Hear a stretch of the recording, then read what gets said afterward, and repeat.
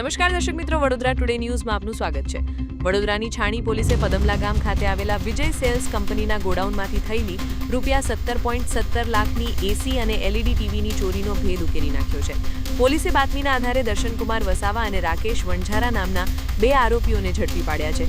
આરોપી દર્શન ડિલિવરી સમયે પોતાના ટેમ્પામાં બિલ કરતાં વધારે સામાન છુપાવીને આર્થિક ફાયદા માટે ચોરી કરતો હતો. છાણી પોલીસે આરોપીઓ પાસેથી 3 એસી, ટાટા ઇન્ટ્રા ટેમ્પો અને 2 મોબાઈલ મળીને કુલ ₹2,83,000 મુદ્દામાલ જપ્ત કરી કાયદેસરની કાર્યવાહી હાથ ધરી છે. આવા જ તમામ લેટેસ્ટ અપડેટ માટે જોતા રહો વડોદરા ટુડે ન્યૂઝ.